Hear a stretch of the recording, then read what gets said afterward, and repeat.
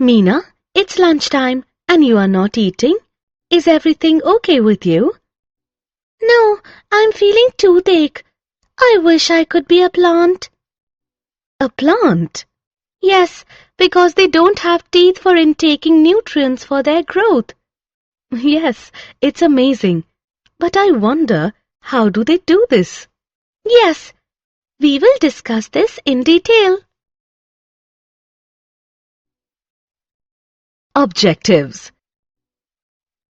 At the end of this lesson, you will be able to discuss about uptake of mineral ions, explain the translocation process of mineral ions, describe the phloem transport, describe the pressure flow or mass flow hypothesis. Uptake of mineral ions. Friends, as we all know that plants do not have teeth and digestive organs like us. They obtain their carbon and most of their oxygen from CO2 in the atmosphere. However, their remaining nutritional requirements are obtained from minerals and water for hydrogen in the soil. Let us first know how do they uptake mineral ions. Unlike water, all minerals cannot be passively absorbed by the roots. Two factors account for this: minerals are present in the soil as charged particles or ions, which cannot move across cell membranes, and the concentration of minerals in the soil is usually lower than the concentration of minerals in the root. Therefore, most minerals must enter the root by active absorption into the cytoplasm of epidermal cells. This needs energy in the form of ATP. The active uptake of ions is partly responsible for the water potential gradient in roots and therefore for the uptake of water by osmosis. Some ions also move into the epidermal cells passively. Do you know the fact that ions are absorbed from the soil by both passive and active transport? Specific proteins in the membranes of root hair cells actively pump ions from the soil into the cytoplasm of the epidermal cells. Like all cells, the endodermal cells have many transport proteins embedded in their plasma membrane. They let some solutes cross the membrane, but not others. Transport proteins of endodermal cells are control points where a plant adjusts the quantity and types of solutes that reach the xylem.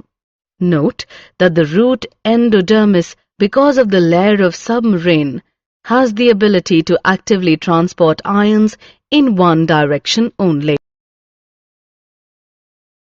Translocation of mineral ions.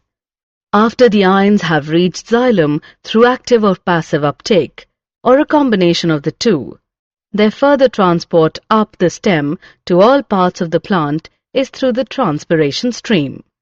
The chief sinks for the mineral elements are the growing regions of the plant, such as the apical and lateral meristems, long leaves, developing flowers, fruits and seeds, and the storage organs.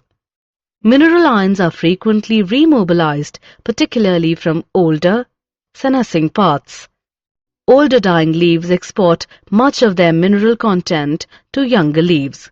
Similarly, before leaf fall in deciduous plants, minerals are removed to other parts. Elements most readily mobilized are phosphorus, sulfur, nitrogen and potassium. Some elements that are structural components like calcium are not remobilized. So, the xylem transports only inorganic nutrients while phloem transport only organic material. Phloem transport. Now we will learn about phloem transport. Food, primarily sucrose, is transported by the vascular tissue phloem from a source to a sink. Usually the source is that part of the plant which synthesizes the food. The source and sink may be reversed depending on the season or the plant's needs. Sugar stored in roots may be mobilized to become a source of food in the early spring when the buds of trees act as sink, they need energy for growth and development of the photosynthetic apparatus. Since the source-sink relationship is variable, the direction of movement in the phloem can be upwards or downwards, which means bidirectional. This contrasts with that of the xylem, where the movement is always unidirectional, which means upwards. Hence, unlike one-way flow of water in transpiration, food and phloem sap can be transported in any required direction, so long as there is a source of sugar and a sink able to use, store, or remove the sugar. Phloem sap is mainly water and sucrose, but other sugars, hormones, and amino acids are also transported or translocated through phloem. Pressure flow or mass flow hypothesis. Pressure flow or mass flow hypothesis is the accepted mechanism used for the translocation of sugars from source to sink. A glucose is prepared at the source by photosynthesis.